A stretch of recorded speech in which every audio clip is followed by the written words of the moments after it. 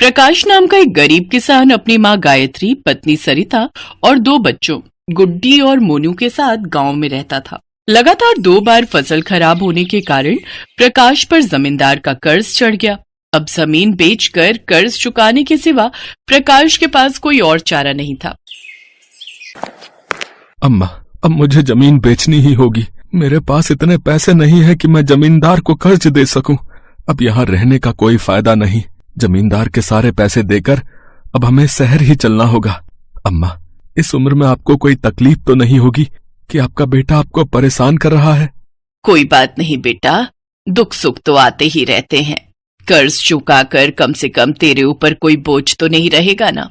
यहाँ नहीं तो शहर में सही, मेरा बेटा जहाँ रहेगा मैं वहीं खुश हूँ। प्रकाश अपनी जमीन बेचकर जमींदार का सारा कर्जा चुका देता है और अपने परिवार को लेकर शहर आ जाता है। शहर में प्रकाश का एक दोस्त पहले ही अपने परिवार के साथ रहता था। वो प्रकाश को अपने साथ ही एक दुकान पर नौकरी दिलवा देता है, पर शहर में खर्च ज्यादा था। इससे घर में परेशानी थी क्योंकि प्रकाश की तनख्वाह मात्र 6,000 रुपए थी। ठंड का मौसम शुरू हो गया था और परिवार के रहने और सोने के लिए बहुत परेशानी हो रही थी। अम्मा, ये कंबल तुम ओढ़ लो, ठंड बहुत ज्यादा है। अरे बहू, ये कंबल बच्चों को ओढ़ा दे। मेरी ये शॉल बहुत गर्म है, मैं इसमें आराम से सो जाऊंगी। चिंता मत करो, मैं कल देखता हूँ, बाजार से एक कंबल खरीद लाऊंगा। हो सकता है मालिक थोड़े एडवांस के पैसे दे दे, बात करूंगा। प्रकाश की परेशानी उसकी माँ और पत्नी अच्छे से समझ रही थी, पर उनके पास भी ऐसा कोई साधन नहीं था जिससे वो अपने बेटे की मदद कर सके। प्रकाश को एडवांस के पैसे नहीं मिल सके क्योंकि वो नया नया नौकरी पर लगा था। एक दिन गायत्री और सरिता सब्जी मंडी में सब्जी खरीदने लगी। सरिता बहू, मैं सोच रही थी थोड़े गोभी गाजर खरीद लेते हैं, घर में अचार नहीं है, सर्दियों का मौसम है, थोड़ा अचार डाल दूंगी। प्रकाश को गाजर गोभी का अचार बहुत अच्छा लगता है। गांव में तो सब कुछ था, मैं कितना कितना अचार डाल देती थी। यहाँ तो सर्दियां शुरू हुए कितने दिन हो गए, मैंने अचार नहीं डाला। हाँ अम्मा, ले लेते हैं, अब तो सब्जियां थोड़ी सस्ती भी हैं, गोभी गाजर महंगी नहीं है। आओ वहाँ सामने से पूछ लेते हैं। भैया, गोभी क्या भाव दी? बहन जी, एक दाम लगाऊंगा, 30 रुपए किलो। भैया 20 रुपए लगा ले, 2 किलो ले लूंगी और 1 किलो गाजर भी कर दे। ले लो माता जी, अब सुबह सुबह बोने का टाइम है, अब आपको क्या ही मना करूं। गाजर 2 किलो कर दूं? 50 की 2 किलो कर दूंगा। नहीं नहीं भैया, गाजर 1 ही किलो कर दे। अम्मा, 4 किलो और क्या क्या लेना है वो भी बता दो, हम मसाले की दुकान से लेते जाएंगे। गाजर गोभी का अचार क्या बेचते भी हो बनाकर? नहीं नहीं, हम तो अपने घर पर वैसे ही थोड़ा अचार डालने के लिए गोभी गाजर खरीद रहे थे। वैसे अम्मा जी बहुत अच्छा अचार डालती हैं। हम गांव में रहते थे ना, तो वहां तो अम्मा जी तरह तरह के अचार डालती थी और सर्दियों में तो गोभी गाजर खासकर जरूर डालती थी, बहुत स्वाद लगता है।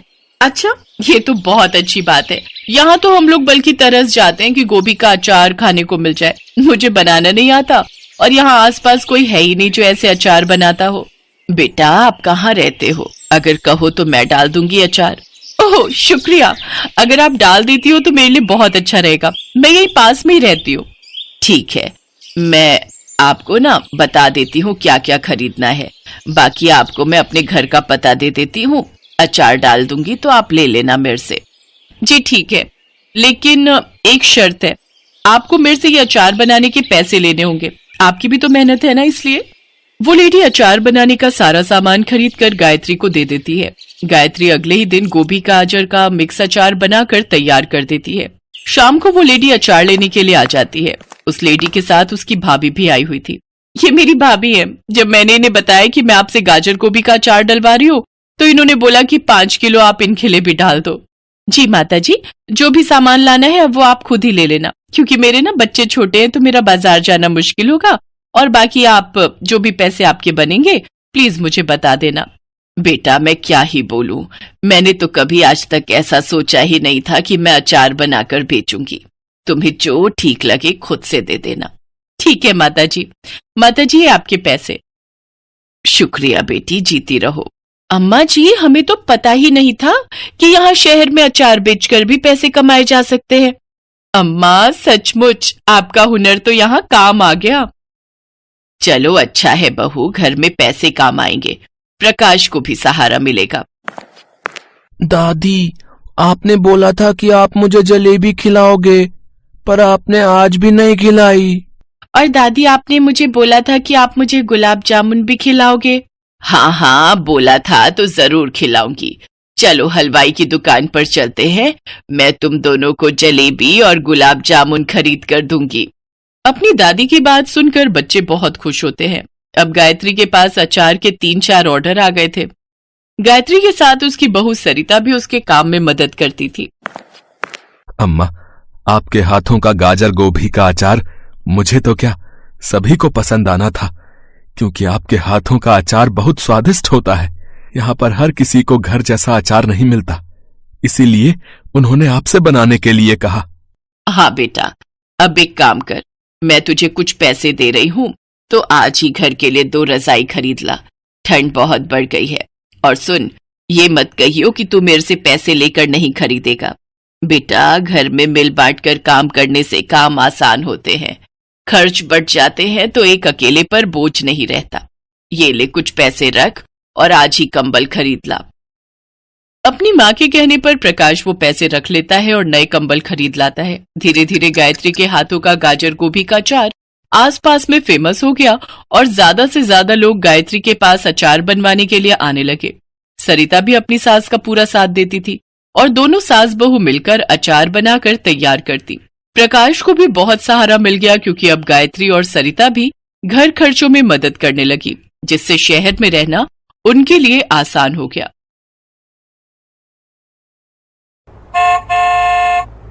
मोहन पकौड़े का ठेला लगाता था। उसके पास ग्राहकों की भीड़ लगी रहती थी, पर फिर भी उसके मन में लालच खत्म नहीं होता था। वो दूसरों की कमाई होती देख हमेशा जलता था और इसी फिराक में रहता था कि कोई भी बाजार में उसकी जगह ना ले। भैया, जरा आलू प्याज के पकौड़े देना। मुझे मिक्स पकौड़े 2 प्लेट बना देना। भैया, तुम तो पकौड़े ऐसे तोल रहे हो जैसे सोना बेच रहे हो। एक पकौड़ा भी तुमने फालतू नहीं डाला। अरे, जितना वजन आएगा उतना ही तो तोलूंगा। मैं अपने घर वालों को भी मुफ्त में ना खिलाऊं तो आप तो ग्राहक हो। ये लो आपके पकौड़े, 50 रुपए हो गए। मोहन के कंजूस स्वभाव से ग्राहक ही नहीं बल्कि मोहन की पत्नी भी बहुत परेशान थी। मोहन इतना कमाने के बावजूद भी अपनी पत्नी के लिए कभी कुछ नहीं खरीदता था। इसी बात को लेकर वो झगड़ा करती थी। तुम्हें पता है, मेरी सारी सहेलियों के पास इतने सुंदर जेवर हैं, पर तुमने आज तक मुझे सोने का एक हार नहीं खरीद कर दिया। तुम अपने लिए इतना कुछ खरीद लेते हो। तुम्हारा दिमाग खराब है। सोने का हार लेने जाऊंगा तो पूरी दुकान बेचनी पड़ेगी। इतना महंगा है सोना। अभी आर्टिफिशियल पहन कर गुजारा कर लो, फिर जब कमाई होगी तो खरीद लेना। बस हो गई ना तुम्हारी कंजूसी शुरू। मुझे पता था तुम मुझे एक फूटी कौड़ी नहीं दोगे। मोहन की पत्नी मुंह बनाकर वहां से चली जाती है। मोहन ऐसे ही स्वभाव का था जिसे वो बदल नहीं सकता था। ना ही किसी के काम आना, ना ही किसी की मदद करना, हमेशा अपना फायदा देखना, ये सब मोहन के स्वभाव में शामिल थे।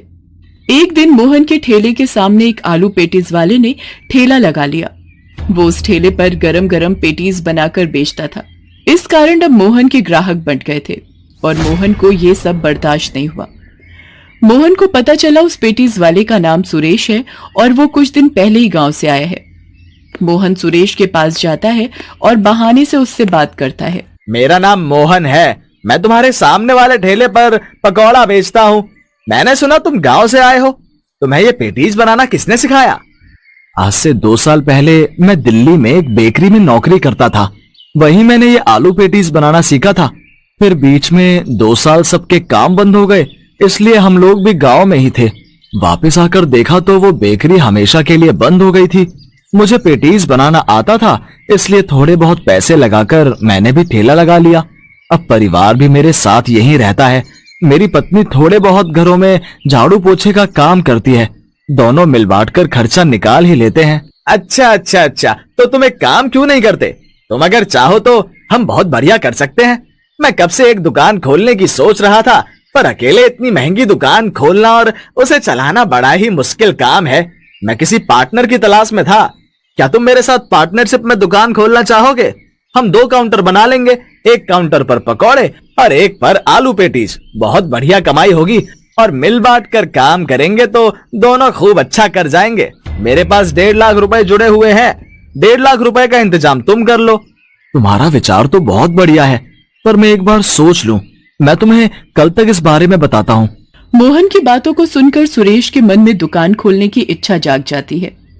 वो कब से एक दुकान खोलना चाह रहा था, पर उसके पास पूरे पैसे नहीं थे।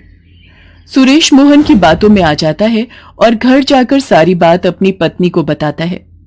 ये तो बहुत अच्छी बात है, दुकान खुलेगी तो मुनाफा भी ज्यादा होगा। तुम्हें तो पता है शारदा, मेरे पास तो मुश्किल से थोड़े बहुत ही पैसे जुड़े हैं, वो तो कम रहेंगे। तुम एक काम क्यों नहीं करते? गांव में जो हमारी जमीन का टुकड़ा है उसे बेचकर तो कुछ पैसों का इंतजाम हो जाएगा, और साथ में मेरी सोने की बालियां और 2 चूड़ियां भी हैं। तुम इन्हें गिरवी रखकर पैसे ले सकते हो। सुरेश अपनी पत्नी शारदा के कहने पर गांव की जमीन बेच देता है और शारदा के कुछ सोने के गहने भी गिरवी रख देता है। सूरज के पास जो भी पैसे जुड़ गए थे वो उन पैसों को मोहन को दे देता है। सुरेश बहुत सीधा साधा था।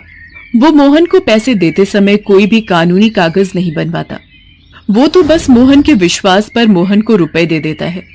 सुरेश की सारी जमा पूंजी उस दुकान को खरीदने में लग जाती है। ये देखो सुरेश, अब हम दोनों इस बड़ी दुकान के मालिक हैं। तुम एक काम करो, जब तक इस दुकान की मरम्मत करने में और काउंटर बनवाने में समय लगता है, इतने दिन का तुम नुकसान थोड़ी करोगे। तुम एक काम करो, तब तक तुम उस ठेले पर ही अपना काम करो। जैसे ही दुकान तैयार हो जाएगी तो मैं तुम्हें बुला लूंगा। मोहन भैया, आप मेरे बारे में कितना सोचते हो। ठीक है, फिर मैं अपने ठेले पर वापस जाता हूँ। सुरेश मोहन के कहने पर वापस पेटिस के ठेले पर काम करने लगता है। काफी दिन बीत जाते हैं, पर मोहन सुरेश को कोई खबर नहीं देता। सुरेश देखता है कि मोहन का पकौड़े का ठेला भी बंद पड़ा है। वो उस दुकान पर जाता है और देखकर हैरान रह जाता है कि मोहन ने तो एक बहुत ही बड़ी और बढ़िया पकौड़े की दुकान बना ली है और वो वहां पर बैठा खूब बिक्री कर रहा है। सुरेश मोहन के पास जाता है और गुस्से में बोलता है, मोहन भैया, आपने दुकान बना ली और उस पर बैठना भी शुरू कर दिया। आपने मुझे बताया नहीं।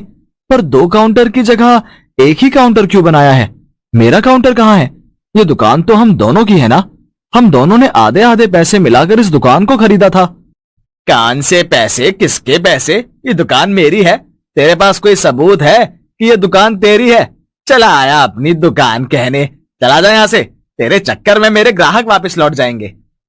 सुरेश की गलती ये थी कि उसने पैसे देते वक्त विश्वास किया। सुरेश कुछ नहीं कर सकता था। उसके हाथ से सब कुछ छिन गया था। उसका मन बहुत खराब था। वो कुछ भी नहीं सोच रहा था।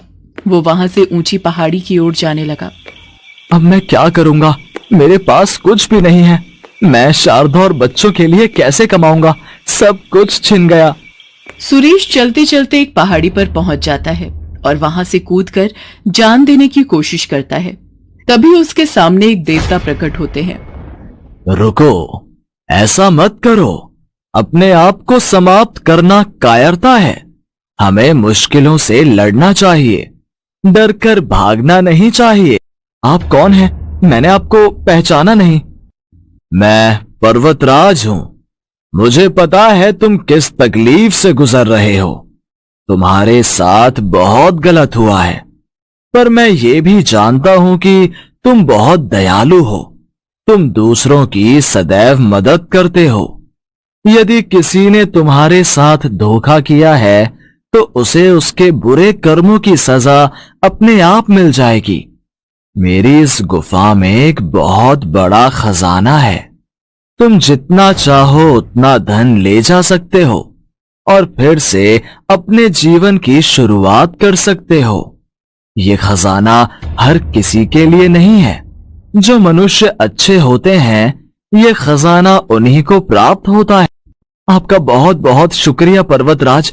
आपने मुझे नया जीवन प्रदान किया है। मैं सदैव आपका आभारी रहूंगा। सुरेश उस पर्वत की गुफा में से अपनी जरूरत के अनुसार खजाना उठा लेता है। उस धनराशि से सुरेश अपनी पत्नी के गिरवी पड़े गहने छुड़वा लेता है। अब सुरेश के पास सब कुछ था। वो एक बड़ी सी बेकरी खोलता है। सुरेश आज भी गरीबों की हमेशा की तरह मदद करता था और खूब मेहनत करता था। उधर मोहन ने सुरेश के साथ गलत किया था, इसलिए उसे बेईमानी करने की सजा मिलती है।